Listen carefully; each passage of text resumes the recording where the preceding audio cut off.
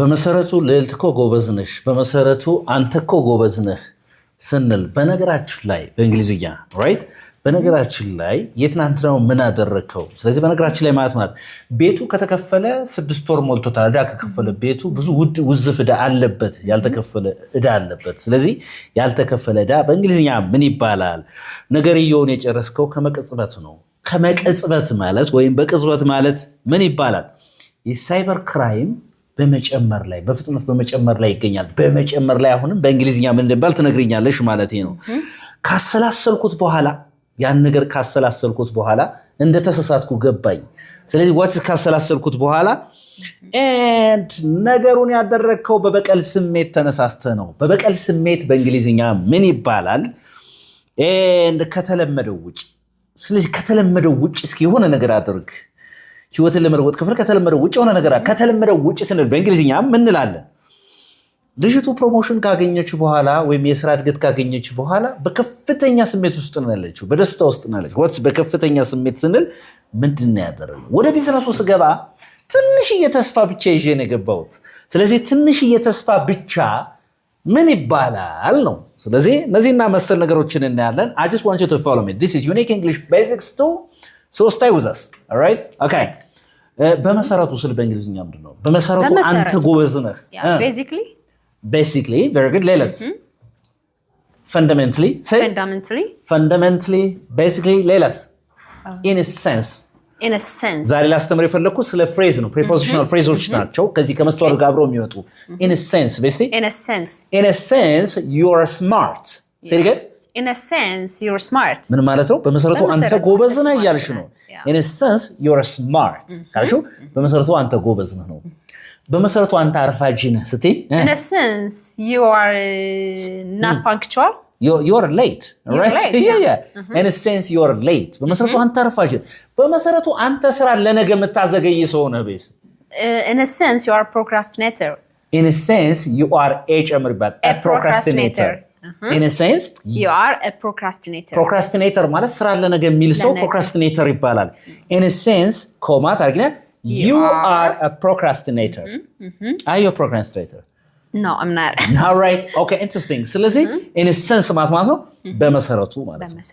fundamentally ማለት ነው right በመሰረቱ በጣም ጎበዝ okay በመሰረቱ እየጠየቅኩት ያለሁት in a sense I'm asking for it yeah in a sense I'm asking for my salary ቢላውን አንድ ሰው ደሞዜ ነው በመሰረቱ ይጠይቃለው ስለ ደሞዜ ነው ይተገባነው I'm talking about my salary yeah in a sense I'm asking for my freedom I'm asking for my right ይተገባነው ስለዚህ in a sense ማለት በመሰረቱ ማለት ነው okay እዳ ያለበት ወይም ያልተከፈለ ስል ምንድነው የምለው እዳ ያለበት እንዴት all right ሌላስ እዳ ያለበት ለምሳሌ አሁን ካምፓኒው የ3 ወር ዕዳ አለበት ያልተከፈለ የ3 ወር ዕዳ አለበት የቤት ኪራይ ዕዳ አለበት ስለ ምን ነው ለምንችለው behind the debt in arrears ነው ብለው in arrears in arrears a r e a r s in arrears ማለት ዕዳ ያለበት ወይም ያልተከፈለ ማለት ነው the company is 3 months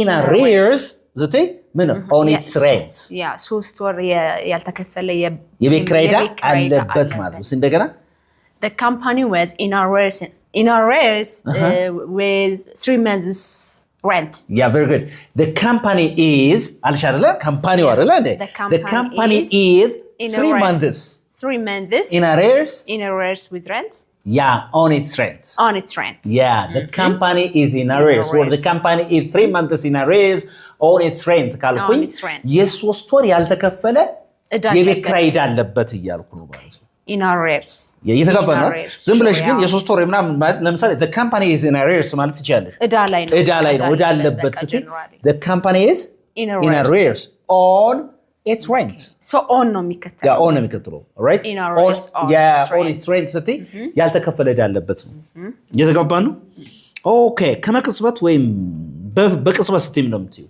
በቅጽበት በፍጥነት በጣም instantly ወዘ በቅጽበት ስትይ in no time come on ለምሳሌ ከመቅጽበት ኮኔ በላው you polish it off it in no time you polish it off it in no time polish off ማጠራርጎ መብላት ነው ምንም ይሄ እንትን ማጠብም አያስፈልገው polish so you polish it off it in no time ካለ ከመቅጽበት እኮ ነው ጥራር ይበላው ማለት ነው ምንም ጊዜ ሳይወስድብህ ስለዚህ in no time means ምን ማለት instantly ማለት ነው instantly የተገባ ነው ከመቅጽበት ወዲያው ነው ማለት ነው so you ate the food in no time yeah you came in no time basically you came in no time ወዲያው ነው ከመቅጽበት እኮ ነው ምንም ጊዜ አልፈጀብህ ስትመጣ እኮ ነው የተገባ ነው አይደል that's it ምን አሁን ለምሳሌ ስታሳምነኝ you convinced me in no time basically you convinced me in no time ስታሳምነኝ ከምን ጊዜ አልወሰደብህም you convinced me in no time but finally you did something wrong to me okay interesting very good okay በመጨመር ላይ ስል ምንድነው ምለው ልልት አሁን ለምሳሌ የሳይበር ወንጀል በመጨመር ላይ ነው ስል በመጨመር ላይ ስል ምንድነው መጀመሪያ መጨመር ምን ማለት ነው ነገሪ increase or rise increase very good on the increase on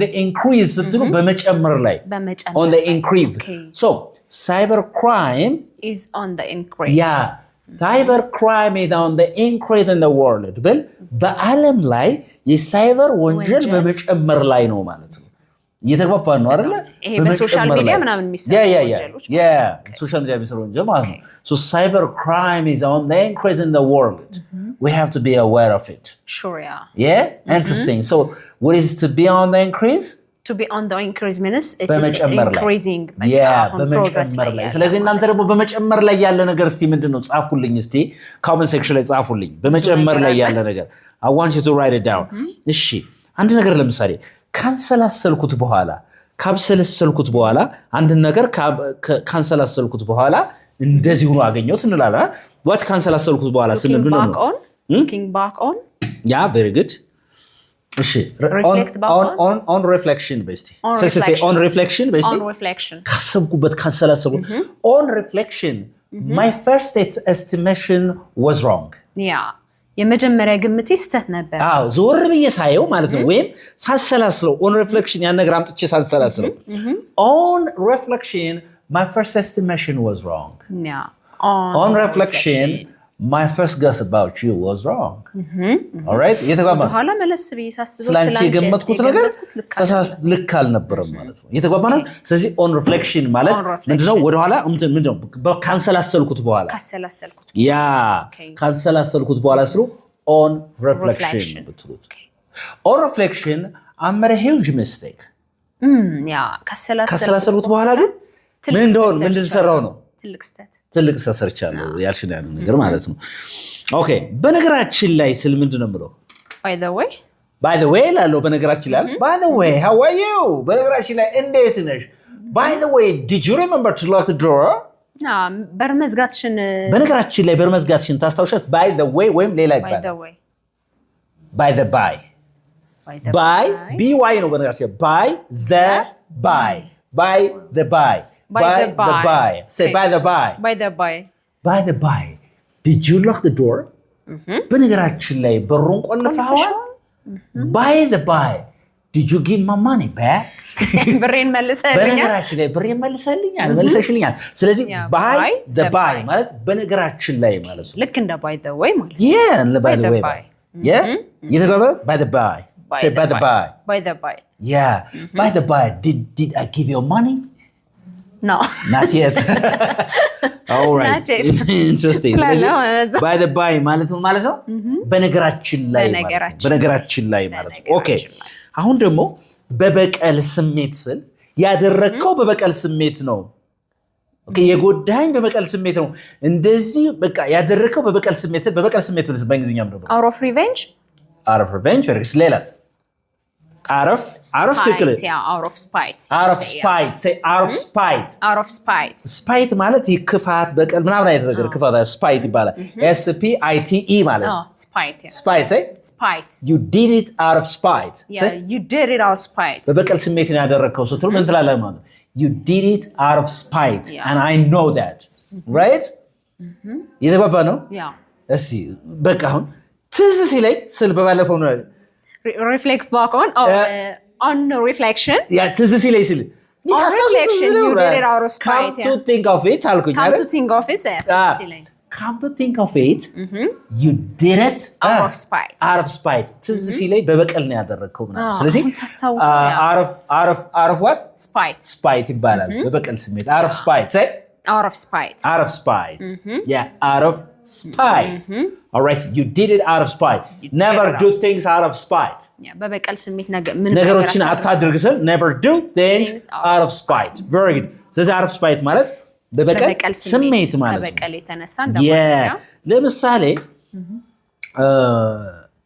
አሉባልታውን ያሰራጨው በበቀል ስሜት ነው ስል you spread the rumor out of spite you spread the rumor out of spite በቃ ይሄን አሉባልታውን ሐሜቱን ያሰራጨው በበቀል ስሜት ነው ምናምን I know እየተግባባን ነው በበቀል ተነሳስቶ በበቀል ስሜት out of spite ነው የምትሉት ማለት out of spite yes out of spite do you sometimes do things out of spite sometimes you do because it's human ስህተት በቃ right okay በደስታ ማነው sorry ከተለመደው ውጭ ስል ምንድነው መጀመሪያ የተለመደ ነገር ምን ይባላል ordinary ስለዚህ ከተለመደው ውጭ ስል out of ordinary ማለት ነው out of ordinary እሺ ከተለመደው ውጭ አውራ በኝ እስቲ talk out of ordinary yeah please talk out of the ordinary please talk out of the ordinary ካለች ከተለመደው ውጭ እስኪያወራ ከተለመደው ውጭ ህይወትን ለመቀየር ከፈለክ ከተለመደው ውጭ አድርግ ስትይ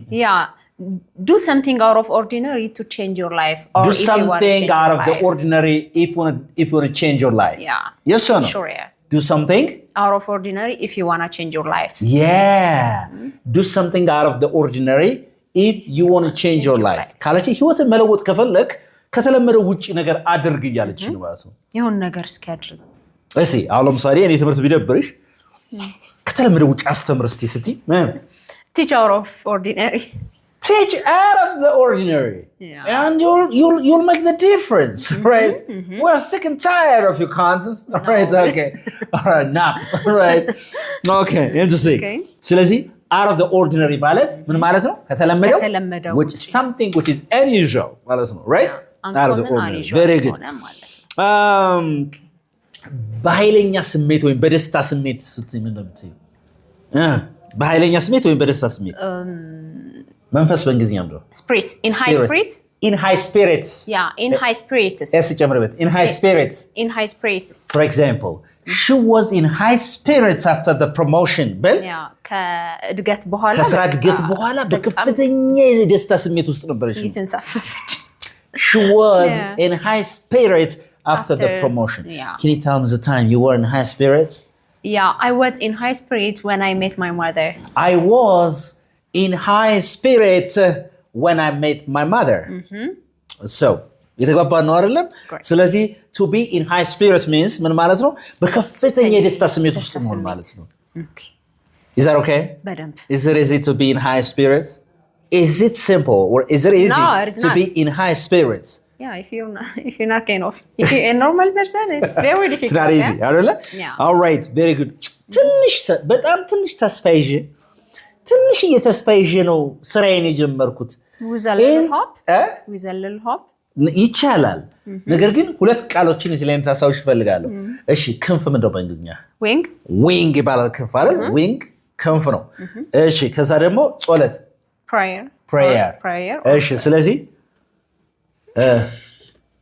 on a wing say on a wing and a prayer on a wing and on a wing ስቲም ላይ ነው ክንፍ ላይና ጸሎት ላይ ነው on a wing and a prayer በሌላ አባባል በጣም ትንሽ ተስፋ ይዤ ማለት ነው I started my business on a wing and a prayer but God support me and I'm successful yes sir on a wing and a prayer ማለት on a wing and a prayer ማለት ትንሽ ተስፋ ይዤ በጣም ትንሽ ተስፋ ይዤ ነው ማለት ነው okay on a wing and a prayer don't worry if you are with God you can start everything on a wing and a prayer is that okay sure በጣም ትንሽ ተስፋ ይዘህ መጀመር ትችላለህ you can start your business on a wing and a prayer all right ካልኩኝ ቢዝነስህን በጣም ትንሽ ተስፋ ይዘህ መጀመር ትችላለህ እያልኩ ነው ስለዚህ በጣም ትንሽ ተስፋ ይዞ ስትሉ on a wing and a prayer ነው የምትሉት ማለት ነው ዊንግ ስትሉ ክንፍ ነው አይደል? ክንፍ። ስለዚህ ከክንፍና ከጾለት ላይ ዝም ብሎ ቀጥታ የሚያወዛግባል ግን በቃ on a wing and a prayer sometimes English is hard right okay ስለዚህ on a wing and a prayer ነው የምትሉት ማለት ነው። ትንሽ የተስፋ ይዤ ለምሳሌ የሞከርኩት ትንሽ የተስፋ ይዤ ነው ይሄን ቢዝነስ ጀምሮ ትንሽ የተስፋ ይዤ ነው እንዲሳረግ ምናምን ስትሉ on a wing and a prayer የምትሉት ነገር ተጠቀማላችሁ ማለት ነው። is that okay? በደንብ all right በጣም ጥሩ። በከፍተኛ ስኬት ስል ምንድን ነው የምለው? በከፍተኛ ልዩነት ወይም ስኬት ስል on a big difference በከፍተኛ ልዩነት ነው። በከፍተኛ ስኬት on high success ለምሳሌ እዚህ ዩኒቨርሲቲ የተመረኩት በከፍተኛ ስኬት ነው ስትይ ወይ በከፍተኛ ውጤት ነው ስትይ መብረር ምንድን ነው? fly with flying colors come on right with flying colors ማለት ከሚበሩ ቀለማት ጋር ማለት አይደለም። ለምሳሌ I graduated from Addis Ababa University with flying colors ቢል አንድ ሰው ከአዲስ አበባ ዩኒቨርሲቲ የተመረቁት በታላቅ ስኬት በታላቅ ልዩነት ነው with great distinction ማለት ነው። understand? በደንብ is that okay? sure yeah. so or you can say I want to graduate from Harvard University with flying colors ቢል አንድ ሰው ከሃርቫርድ ዩኒቨርሲቲ በከፍተኛ ልዩነት ወይም ስኬት መመረቅ እፈልጋለሁ እያለ ነው። ስለዚህ with flying colors ነው የምለው። Nati, did you graduate from a university with flying colors? No. All right? Okay, understand. Thank you for being honest, man. All right, okay. ከምንም ወይም በድንገት ስል ምንድን ነው የምለው? ከምንም ወይም በድንገት out of nowhere? Out of nowhere. Come on. Or you can say out of thin air. Out of? Thin air. Out of thin air. Yeah, ከምንም ወይም በድንገት ስል out of thin air ስል ቲን ምንድን ነው? ቀጭን THIN air አየር out of thin air ከቀጭን አየር ውጪ ምናምን ነው። ከምንም ወይም ምን ማለት ነው? ከምንም ወይም ከትንሽ ነገር በድንገት ማለት የተጓባ ነው። ለምሳሌ the evidence appeared out of thin air ካልኩ ማስረጃው የተከሰተው እንደዚህ የተገኘው ከምንም በቃ በአጋጣሚ ነው በድንገት ነው የተገኘው እያላችሁ ነው ማለት ነው። out of thin air out of thin air out of nowhere ማለት ነው። የተጓባ ነው አይደል? Yeah. How many phrases did I teach you so far? 12. ስንት አስተማርኩሽ? 12 prepositional phrases. እነዚህ ነገሮች ማጥናት ጥቅሙ ምን እንደሆነ ላስረዳችሁ። እንግሊዘኛችሁ ማለት ነው ይሄ አያይዞ ለመናገር ያማረ የሆነ የአንዱ ሐሳብ ፍሰት ካንዱ ጋር ምን የተቆራረጠ እንዳይሆን ባጭሩ ለመግለጽ ትርጉም ይጠቅሟችሁ ናቸው። Thank you for watching. This is Unique English Basics 2. በአካል መማር ፈልግ ሰው ካለ የምንገኘው CMC ሚካኤል in front of ጋስትሞል ከጋስትሞል ፊት ለፊት ዘመን ባንክ ያለበት ህንፃ 5ኛ እና 8ኛ እንገኛለን። በኦንላይን ደግሞ ከየትኛውም ቦታ ሆናችሁ መማር ትችላላችሁ። እንግሊዝኛ መማር የቅንጦት ጉዳይ ሳይሆን የዘመኑ ግዴታ ነው። መልእክታችን ነው። ባይ